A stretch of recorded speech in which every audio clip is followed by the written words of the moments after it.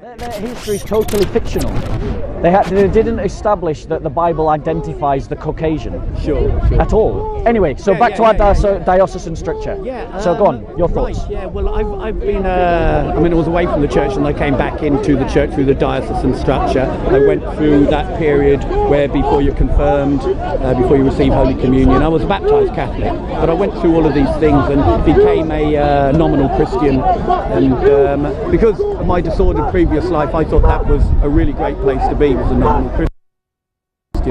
But I remember coming away from the programme, and I don't remember anything he said. Never talked about the real presence, never talked about contraception, never talked about sin, never talked about any moral things, no church history. Yeah. It was really just pat. And we were kind of living this kind of life where we weren't what we were, but we obviously didn't feel satisfied staying where we were. So we experienced a few of these lay movements within the diocese. Within a diocese, you also have these lay movements that are operating sometimes with the blessing of the priest or the bishop, sometimes without. So you'd have things like Opus Dei, you'd have, which we kind of, so there's a few of those Franciscans, kind of Benedictines, Dominicans, things like that.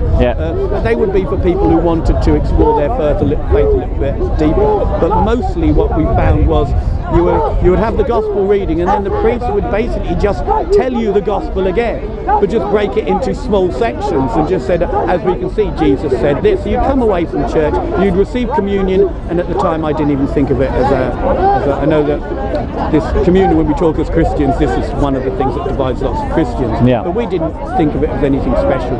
Yeah. And so we were living a life, as we were. But as we grew in our faith, going to a more traditionalist parish, where people seemed to take their faith more seriously, and that actually infected us. And what was it about that parish?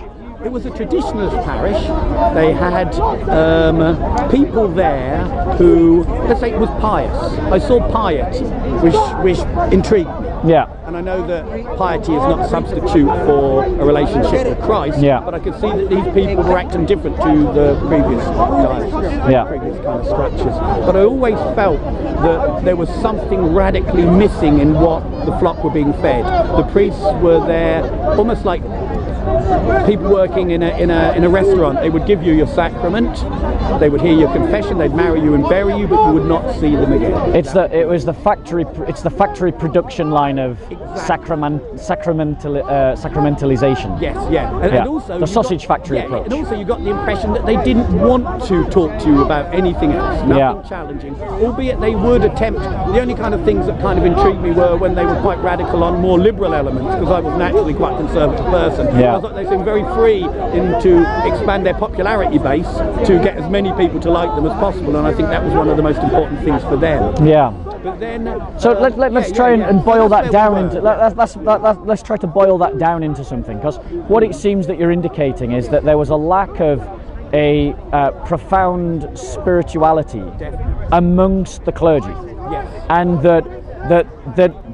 because I think that one of the problems of the diocesan structure, and also a faith that emphasizes the sacraments to the exclusion of a wider spiritual context, is that it ends up being the sausage factory of religion. You go in, you receive your sacraments, factory job done, you go out, and that's what we see. We see lots of parishes where lots of Christians, their entire spirituality is to go to church. Their entire. We're having one conversation, bro. So it's all right.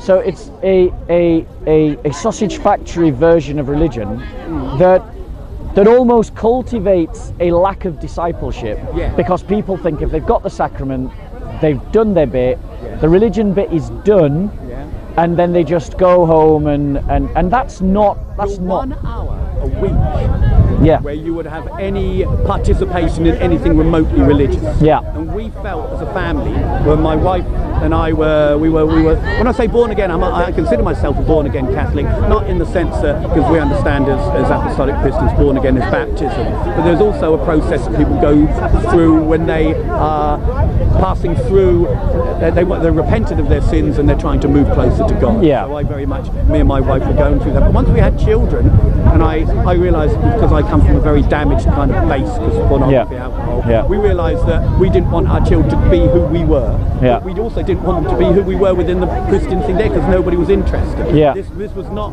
sufficient enough to pass on. It was of no value. It would have been no value to my parents and that is the point. A lot of the Catholic structures of parish systems and dioceses, they're not really offering anything to their surrounding society. Sure. They're just meeting up on a Sunday, and maybe once in the middle of the week.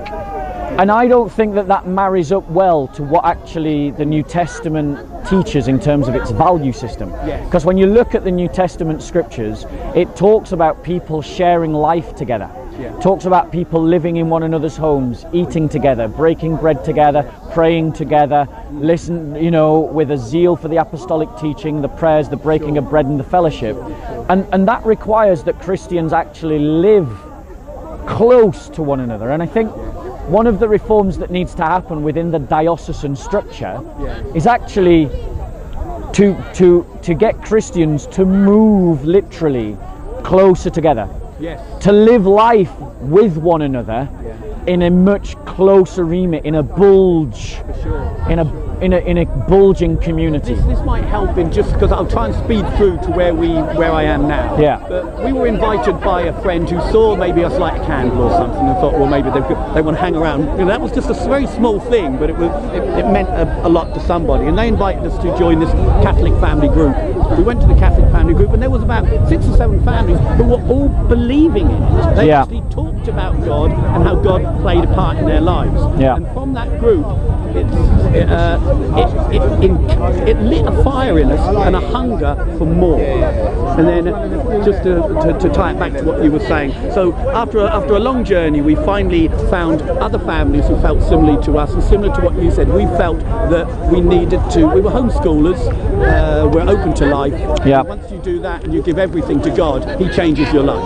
And I think being open to life is something huge. I really, really do. But anyway, we ended up in Ireland with a group of 4 or 5 other families. It was a traditionalist parish in Athlone, which was a long way away. But effectively, we'd landed there. It was like 4 families sailing across the Atlantic Ocean, finding themselves in the new land. Everyone bought their own home. The home was really cheap. You can get a couple of acres for 30. For the sake of drawing out the good bit, what I'm going to ask you to do, and I'm sorry, no, please, I need you to skip the narrative of how you came to your conclusions, and to draw out the conclusions, and so that we can spend more time talking about the conclusions rather than the life story of how you got to those conclusions. So the conclusions we had, first of all, were we needed to have a far more intimate relationship to sustain our faith with other Christians. We realised that to just stay in the parish where you only see these people, they drive in, they park up, they're worried about when the parking's finished, they're straight off. The priest is still probably hasn't even got maybe have a cup of tea after the mass. So we found ourselves attempting to do it on our own as families without any help from any church satellite kind of group. So 4 or 5 families had a go at doing exactly what you're saying. And I found that it quickly unravelled, because there were 4 or 5 families who were used to being with each other but not intimately, not sharing 4 or 5 days. So what is the reform that we need to get that intimacy? My analysis of the challenge would be that Christians who want to live a closer, more early church communal existence, they have to have when I say a charism, they have to have some intimacy. And this is how it was in the early church. You had deacons, you had priests, but these priests had a pastoral role in the lives of their flock. They lived close together. Exactly. The priest would be accessible 24/7. He could guide your spiritual life in action. But I think the intimacy went once Christianity exploded to the point that, to be honest, the factory thing is when you get to millions and millions and millions of Christians, the intimacy is gone. I think, and that's something that the church struggled with. So in the apostolic times, you would have a bishop who maybe oversaw 30 people in an entire city. That was his parish. That was his diocese. Today, in theory, you have a bishop that might oversee thousands of baptized Christians, of which only hundreds actually only are discipled, or only hundreds even come to church. And I think that that one of the reforms that we need within the diocesan structure is to create Christian communes and then have people connected to those Christian communes in various degrees of intimacy. So you've got a Christian commune where people are living together with a shared purse.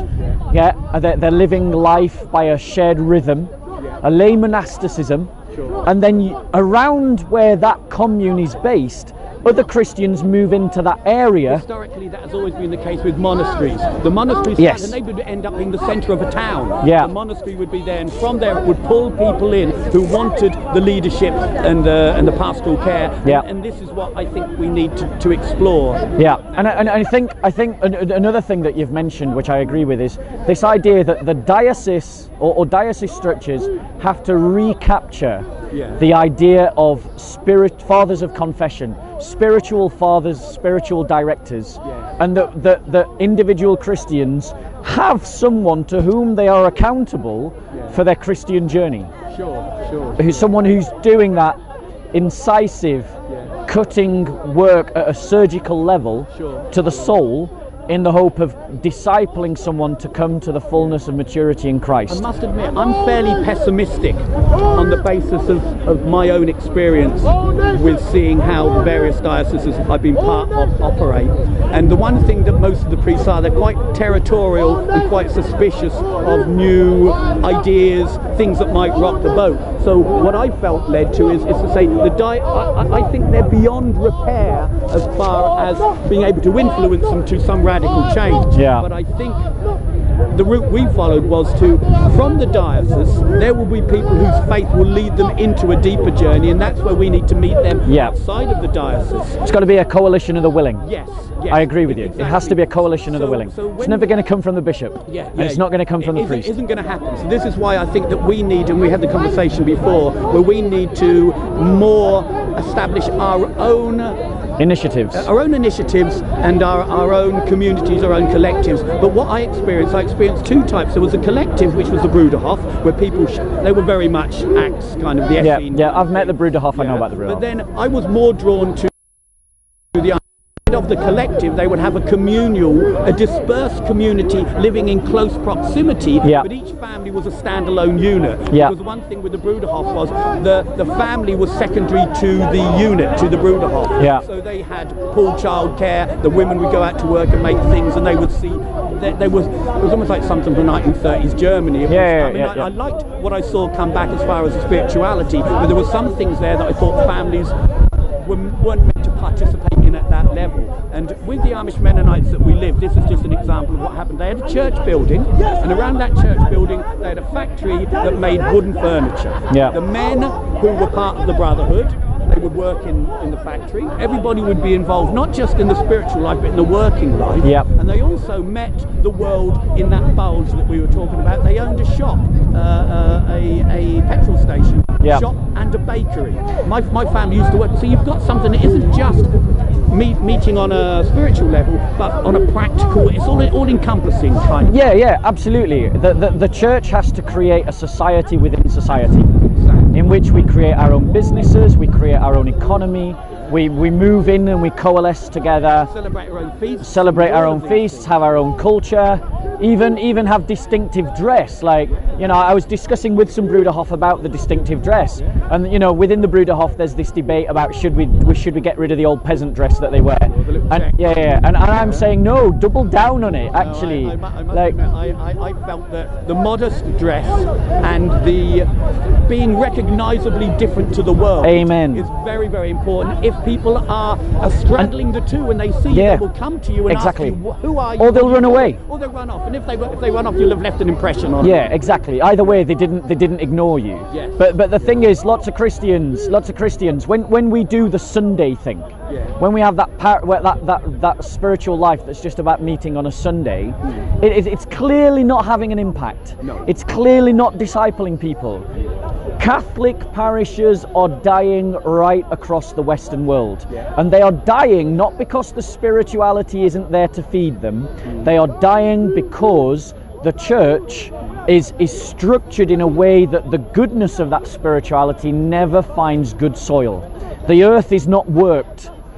Yes, interesting, because people are working in the world, and when the seed is sown, to be so involved in the world, watching the world's movies, doing the world's things and all of that, the seed that you're getting from the church, it is just like, I forget what degrees it was, it's very difficult to allow that to have an impact when you're in love with the world and everything the world offers. I mean, one really radical agenda, that might inspire ideas, is for a bishop to sell off every failing parish, to use the millions of pounds that are raised to buy properties close to buy properties or tracts of land either close to the cathedral or close to the church that is most efficient for the needs of an active community, and then move the willing into it, and then build it. But I think I was actually part of that. I'll be very brief. Go on. In our journey, I've been to places maybe I shouldn't have been, but I wanted to see what was going on and maybe draw something from it. So we found ourselves with a group of Pius X. At the time, they were schismatic part. They would say they weren't, but they were. But I think they're now more regularised. But what we saw was this group of Catholics, right? What they'd done, they bought the Church of Ireland church, turned it into a Catholic church, homeschool families, about 30 families were all satellite around this one church, and they did what they wanted to do when they wanted to do it, taught what they wanted, and I think that was the model. The dads were doing their own thing. They were working either in the world or home business, but they were living around this place that this group, Pius X, had the money to just say, we're going to buy this Church of Ireland thing. It was no one was desolate. I think another thing that every diocese needs to have. There's a couple of things that I think every diocese needs to have. One of them, as well as this community. So let's imagine that a coalition of the willing establish a commune. Okay, yeah. Within that commune, there has to be dedicated evangelists and a culture of evangelism, For sure. regular evangelism, intelligent evangelism, evangelism that isn't just singing songs on a street corner, but evangelism that is adapted to our society today, that engages people in conversation and then draws them into that community. Because one of my kind of criticisms of the Brudahof and the Mennonites is that they've got this bulge, and they have these access points where you can engage, but within their spirituality they are quite bashful about going out and doing street evangelism, by going out and engaging with people in public. They almost dismiss it as being harmful or inaccurate, or I've spoke with the Brudahof. They say it's frustrating when and that's right. That is the case. They would go out and sing on the street corner. They don't for them, converts isn't as important as raising their children to be members of their community. So they're very successful at one. In fact, I think they're more successful. They gain more what they're doing of what they want than to say, well, look, sorry, you go to school, I'm going to go off and evangelise somebody. I'm sure there is a balance that can be struck based on the early church model. So, and again, as we talked before, the Brudahof and the Amish, they're not doing anything Brudahof and Amish, they're doing things what the early Catholic Christian Apostolic Church used to do. But they preserved them, and this is why it's worthy analysing their failures, some of the points that could be adapted, but I really do think that in these days, in these latter days, if I could say, when things are looking very, very black, that Christians, and I mentioned to you before, should think, if they are ever going to move next to another Christian who they can tolerate. My problem was, I expected everybody to be like me, and I would be quite demanding. Now I think if you can trust somebody and say, I'm here for you when I need you, that's huge in this day and age. And that would be enough. So, but I mean, living in a commune is not the easy option. Living in a commune is a difficult option. Living in community is not an easy option. But all Christian values come to their fullest expression when Christians live in community. I think that something else that you've touched on that every diocese really needs is either a homeschooling network or a Christian school that will teach a Christian education. My brother's doing that.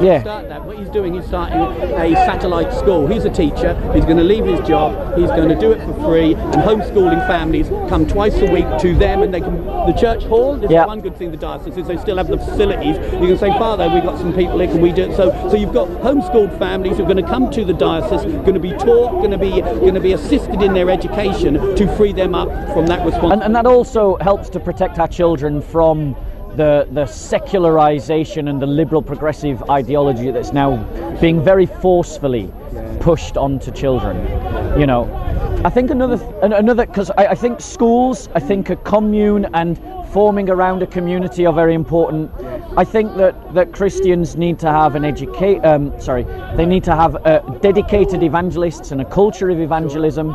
They need to have parish priests, pastors who are intimately connected, spiritual fathers who are intimately woven into that community, so that they're not this strange authority figure who you see once in a while, but someone who does feel like a friend or a father, someone that you can go to and, I've got this problem, can we pray about it, can we talk about this spiritual issue? I discovered this, and I was talking to a priest who wanted to do that, but because the diocesan structure, they don't have enough priests for there to be any priest, unless he's from a particular charism, to be released from his job to then give himself to you. But in America, there was one who was a black priest, and he said, I'm leaving, I'm with you, and he went with this homeschool group of people, and they went off to somewhere and did whatever they did, but very few priests would do it. But monks are more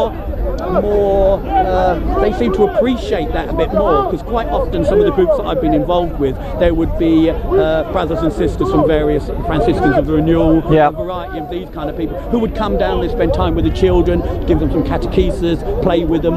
They would see a young smiley nun instead of an old nun who doesn't want to know them, and those kind of things could all play a big part. I mean, it's a very varied thing, but I think that what I was it's got to become a living organism.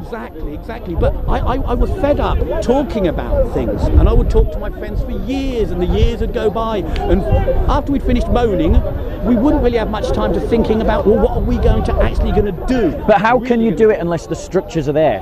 And that's why it's important to create that community, that intimate commune, and maybe particularly those in the Catholic structures should think about moving in around the monasteries, or setting up their own communes. The big problem there, Bob, is that most fathers at the moment, because of the economic burden they have, they don't move very, very well. They actually stay where they are. But the people that I'd known were more wanting to live a radical life and willing to live a life not of poverty, but a life of radical frugality. And so what they did, we cashed our chips in here, we took a small amount of equity, we found a place where we could buy the maximum tract of land, and we would live in a place where you'd go and dig the peat, and you'd go and you'd live a fairly life like that. But unless people are actually willing to radically alter their lives from the safety and the security to give your life to the gospel, very few people are able to do that. But that's why moving in around a commune can help, because there are communities that already exist where this is happening. So if we coalesce, because the thing is, one of the reasons why the diocesan system, the parish system, is failing, is because it's spread too thin. And we're trying to maintain buildings that we can't maintain just for the sake of maintaining a building. They're listed and they say and let them go. What we need to do is we need to consolidate. When Christians consolidate, then we will be more effective. Because when you're in a war and you're losing that war because you're defending too many spaces, when you consolidate, you make your chance of defending those spaces stronger, and by consolidating, it means that you create this energy from which you can punch outwards. I think you've now brought us to where we need to identify the first step, is the consolidation. Because from that consolidation come, but it won't happen until you consolidate, because we'll keep sliding and sliding. So every bishop needs to identify places within his diocese to consolidate. And we've got huge amounts of money locked into buildings. Let's just sell them, bring the community together, and start doing real discipleship. I would say another thing that needs to happen, particularly within the Catholic structures, is that the church needs to take mental health seriously. Mental health issues, I have noted, are very are disproportionate in parish systems. I've been in lots of parishes. I've seen lots of parishes. There's a lot of mental health issues, a lot of depression, a lot of people borderline on the sort of fringes of society, and they, with young girls, it's epidemic portion.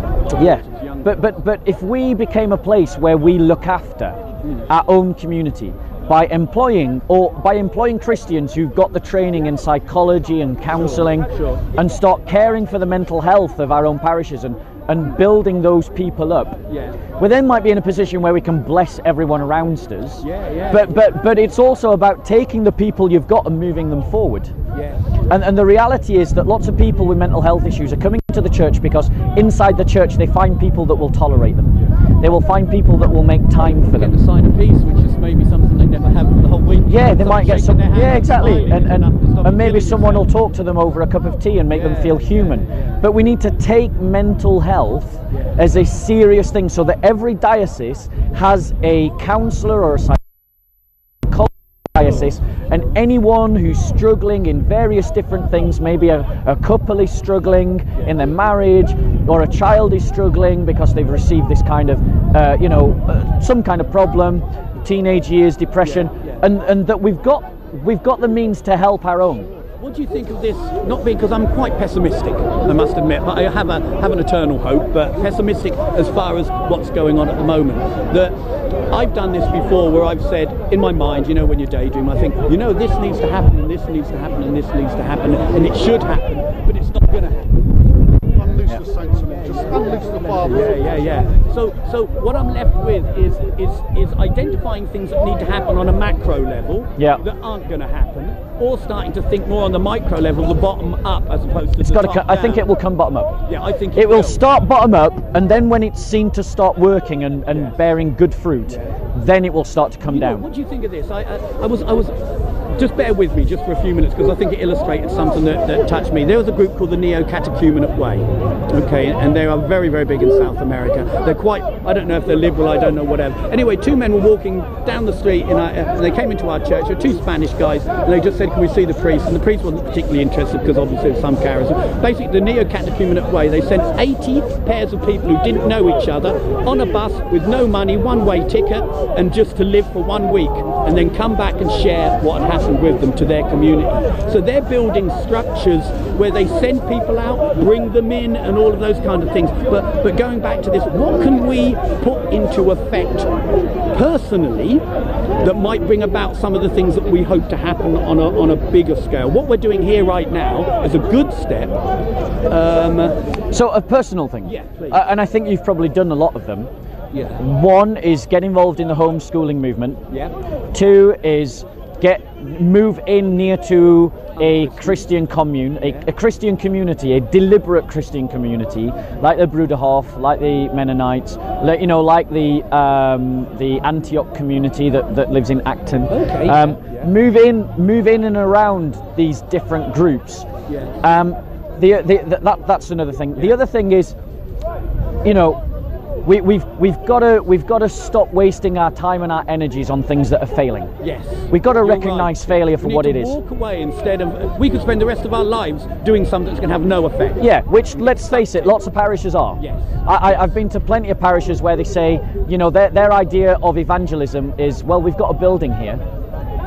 And that's literally their understanding of evangelism is, well, there's a building here if people want to come to it. Yeah. What a load of rubbish. It's kind of like that kind of spirituality. We've also got to cultivate a more muscular spirituality within ourselves. Because one of the things that the church is really struggling with is a lack of masculinity. Yes. Is a lack of masculinity. Horrific. You go to any church, it's usually 1 to 4 in terms of the male-female ratio. And the reason for that is if you have a feminine spirituality, you will only speak to women. And even then only to some. What we need is a masculine spirituality that when a lad from a council estate walks in, he doesn't cringe with embarrassment. But he thinks, actually, this is a brotherhood, these are a body of people, these are people that I can get involved with. Who would die for me. And whom I am willing to die for. Exactly. I think it's making commitment to people who you might not like on a personal level, because there's so many personalities in the world. Lots of Christians say, well, I'm more cliquey with people I feel comfortable with, but I think we need to grow up and say, me liking you is not the most important thing. Me trusting you is the most important thing, and you trusting me and us working together is far more solid a basis than whether I like you, because if I like you, we're probably going to fall out anyway. Yeah. So those kind of things I think are very important. But you mentioned, I think one of the bars is if you homeschool, generally speaking, you're open to a more radical countercultural, exactly. So those things seem to be growing, and I think it's an inevitability that it will continue to grow as the demonic situation of the education. Yeah, the state is literally trying to propagate its ideology onto our children. I think the Holy Spirit needs to be brought in here, and we need to. Well, I think he's already here. Yeah, be more responsive to the things that he's already making happen. Yeah. So as more and more families choose to homeschool, they get more connected because they have to, because they can't homeschool in isolation. Yeah. And then they build up a relationship with each other. They reinforce their faith. So I think the homeschool movement is actually performing very, very well. Yeah. And I think now that lots of people are saying, well, look, maybe we can help you with your, like the Muslims have a madras. Yeah. They have on a Saturday. Yeah. That there are Christians who are willing to assist the parents who are open to life, because they've normally got tiny little children. Well, we've got Sunday schools, but Sunday schools just become this let's tell a Bible story nonsense. It's not real. It's not real. It's not real discipleship. Because what children need to be raised is they need to be raised to think of their identity as Christian, to have a knowledge of Christian history, to have a clear understanding of what are Christian values. And to articulate their faith would help. Yes, exactly. To be able to articulate those values, and to be able to articulate and know what is the Christian vision of the world, the Christian vision of life. And what we've done is we've replaced all of that with nothing but the sprinklings of religiosity. Let's learn a little Bible story here. Let's learn a little about, like, discipleship within so many diocesan structures is at an all-time low. And parishes are dying for it. And what needs to happen is there needs to be a consolidation. There needs to be the establishment of a living community, a living organism that is alive to doing things differently and new. Sure. Yeah, not bound to the structure just because the structure is there. We're not talking about getting rid of bishops. We're not talking about getting rid of priests. We're not talking about getting rid of deacons. What we're talking about is getting rid of the organisation of parish and diocese in the way that it is presently at, and all the ills of the culture that have now become embedded within it. Could it be twinned with actually saying, well, look, we know you will continue doing what you're doing, and the sacraments are available, etc., etc. But as far as us relying on you to help us, we've given up, because it's not going to happen unless we row out into the deep and establish those things. I am confident that there will always be priests and bishops willing to get involved. Yes.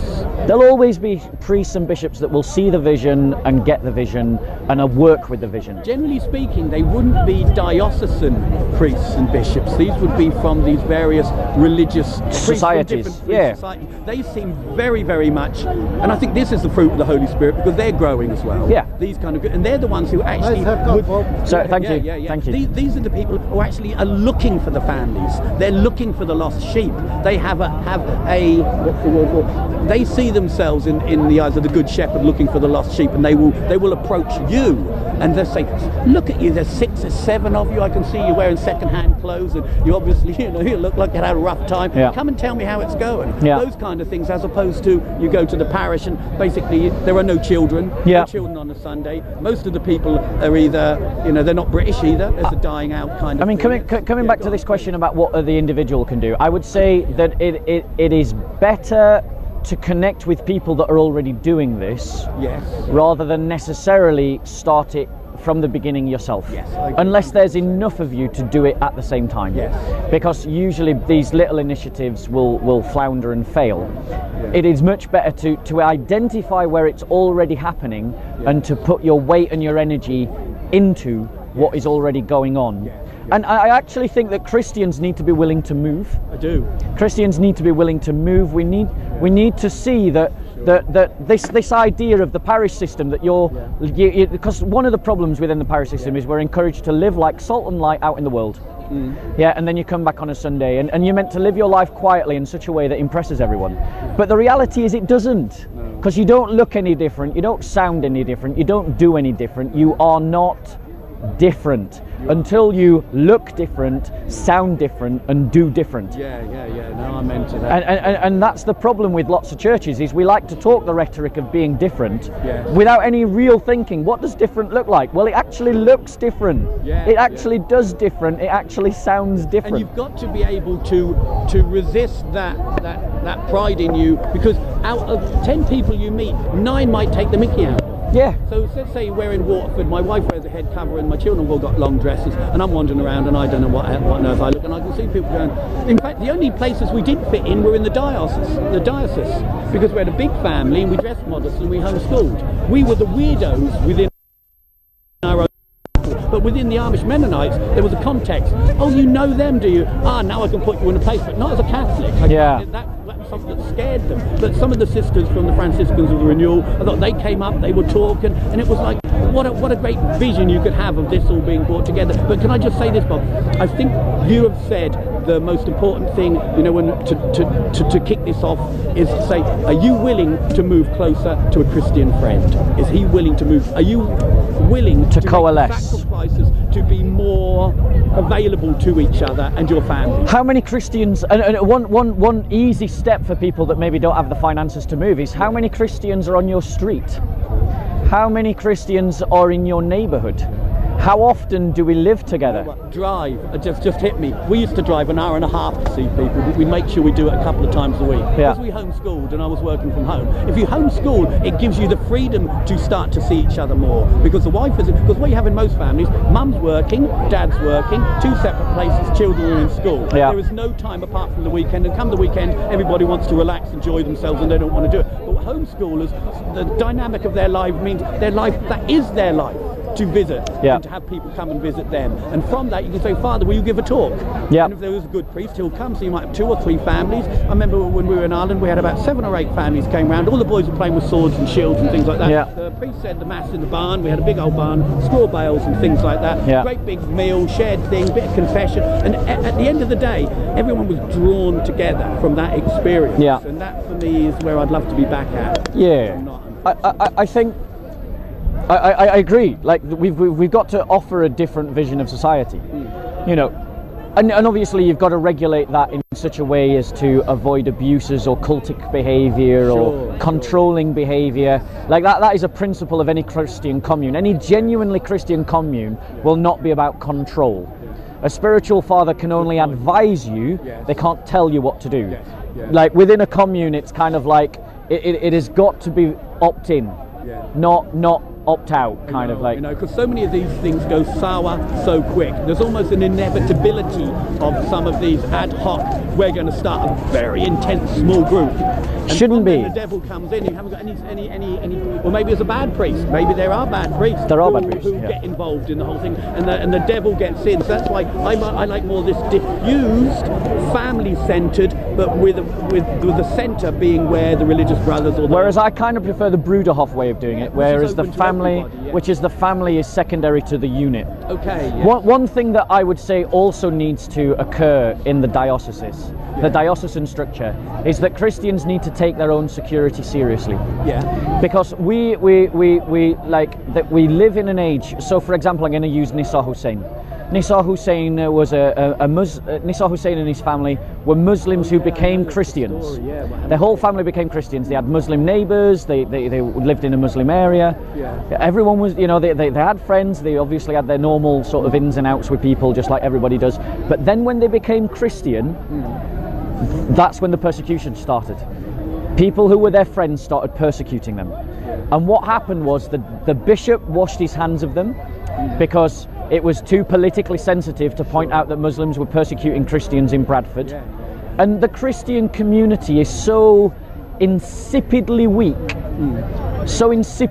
and so lacking in masculinity that the Christian community couldn't offer them any defence. They went to the police didn't want to get involved, just told them to move out, as if that's acceptable.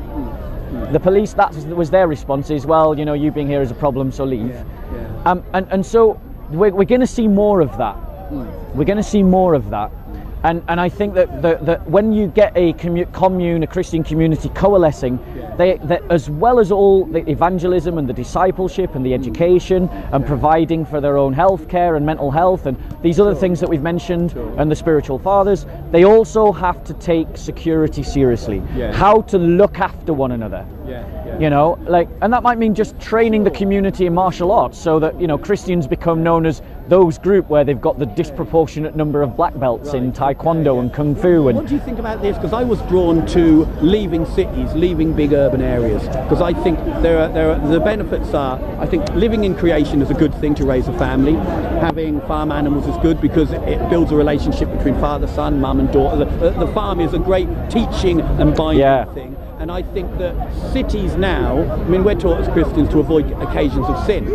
Now, on a hot day in a city, young men, you know, we have to be cautious about the influences a city can have on our own spiritual life, knowing that we're weak. Yep. So I find that it's far more, the evidence seems to be, from what I've seen, people who take it seriously, saying, you know what, it's a boiling hot day, maybe I'm not going to take my 16-year-old son to the beach. Maybe we're going to go off and do something different, but just to be more aware that there are things that Christians prudently should avoid without suddenly hiding in a bunker. And I think living in the countryside helps. If you can move into the countryside, move out the city, because the city's full of danger, full of violence, full of bad, impressionable things that your family growth in their spiritual and the unity with you is gonna struggle with. I think that I think there are advantages to living in the country, and I think that everything you're saying is really valid. However, I think that what we're talking about can also work in urban areas. I agree. Because if you coalesce into a local community, you can start to change that culture. If you're the ones that own all the shops, you can shut those shops down on a Sunday. You know, if you're the one that live in that area predominantly and someone sticks up an advert that's rude or blasphemous or indecent, you can start to go, actually, we don't want that in our area. Good point. You know, that's a really good point. You can influence the culture around you, but you've got to have a more robust spirituality that says, actually, no, we don't want to see that. You know what, you've just turned another light that had dimmed for quite a long time. It's not necessarily what the parish will do for you, it's what you will do to the parish. And Mother Teresa saying that love is a fruit never out of season. There's no limit to how much you can give. Now, quite often as Christians, we're sitting here waiting, saying, who's going to help us? We are the help. And when we realise we're the help, we're the But we need to help one another. Yeah, exactly. We need to own this struggle. The thing is, we can't turn the church into an NGO. What is the point of helping the poor of the parish? What is the point of helping the single mother who's a non-Christian if we're not helping the single mother in the parish? What is the point of helping those with mental illness outside of the parish who are not Christian if we're not helping those who are struggling with mental health issues inside the parish? It's kind of like, you've got skills, I've got skills, my skills might not be the same as your skills, but when you need me to use my skills to bless you, I do so, and vice versa, and then this brother does the same, and then we all start sharing our skills with one another. And then by doing that, we might create some kind of structure that is strong enough that not only does it look after the Christian community, but then when we identify someone who's on the edge of that Christian community who could need our help, we're in a better position to bless them. But how can we bless other people if we don't bless our own? You know, that goes back to what I'd witnessed and evidenced in the Amish Mennonite community. I mentioned to you that if a woman was 6 weeks and having a baby, there would always be a hot meal brought bang on 6 o'clock. There was a rota around the whole community. If somebody needed help building an extension, the church would come and help them. You didn't have to go and pay outsiders. You knew if you had to go away for a week, there would be people who you could trust who would look after your children. The whole of that community, like you were just saying, is you can imagine being able to put your shoulders down, relax, and have people you can trust who will assist you when you need it, and for them not to gripe about it. But one of the problems with the Mennonite community is that they are not, as it were, porous enough to evangelize and draw people in. I agree with you. The Mennonites have a problem where they have to delineate the bloodlines to marry. So that they're not marrying people who are too close to their bloodline. And the Huttites, for example, are an example of a community where they're literally collapsing inward because they haven't been evangelizing enough outward. They're living in an island, and you can see that we don't deficiency exactly. That's the danger of setting up a community like this. You've always got to be drawing in fresh blood. Always. But you know what, Bob? The things that I just articulated you about the help, those things used to happen in Glasgow tenement blocks. They used to happen in cities when communities still recognised each other, knew who they were, who they would live in the same street. They would raise their children together. They'd know it. Nowadays we live in streets where to rent. Yeah. no one, people are scared to make a commitment because everything's so fast, you don't know where you're going. But I think it's more to this idea of community can be in the centre of the worst city, it can be in the countryside, it can be absolutely anywhere, but it's something that comes from you making the first offer of commitment. And I like to say to people, you know where I am. If you ever need me, 24/7, give me a ring. And it's got to. But those communities work when you've got common values, Yes. common beliefs, Yes. like, and a common sense of purpose. Yes. And that is something that lots of diocesan lack. They have no vision. Yep. The bishop is offering no vision. He's offering no direction. He's not saying this is what we're going to do, this is what we're about. He's not drawing people into a common purpose. He's not drawing people into a common set of values. You know, with the Catholic Church, the Catholic dioceses have become characterizations of themselves. Yeah. You know, it's like we're pro-life. Well, you don't build an entire civilization on being pro-life. That is one aspect of a much wider picture. Sure. And it's like we've got to offer a fuller vision to society. Yeah. And we can only do that when we offer an alternate society itself. As you said about the bishops, exhorting people to a standard Is what they Christ- should be doing. that Christ has laid down. Yeah. And then encourage them when they fail is something that, for me, it was like, I never heard that, anything like that on the diocesan level. And galvanizing them to a purpose. Yes, yes. Like the Christian community should be known as a community that you don't mess with. They should be known as a community that are charitable. They should be known as a community that are generous. They should be known as a community that love one another. They should be known as a community of modesty. They should be known as a community of virtue. They should be known as a community of forgiveness. But yet we're not known for any of those things. What are we known for? We are known for people standing on street corners and shouting at everybody. We are known for scandalous, abuses. Like, and part of that is just because the media only wants to talk to us when something goes wrong. Sure. But it's actually because, but part of it is actually because there's nothing actually really positive being done in such a way that it stands out. Like the Brudahof stand out. Yes. People know about the Brudahof. People know about the Amish. Yeah. What are the Amish known for? The Amish are known for building barns and stuff like that. So, but they're known for something different. Yes. And the Christian community at this moment is not known for something different, because you can't do Christianity once a week. You can't do Christianity once a week with a plus meeting in the middle of the week. Sure. That is not how Christianity was ever meant to work. It's not how the values are meant to work. Yes. You've got to do Christianity on a 7-day-a-week basis. And it starts with doing it with other Christians. Yes.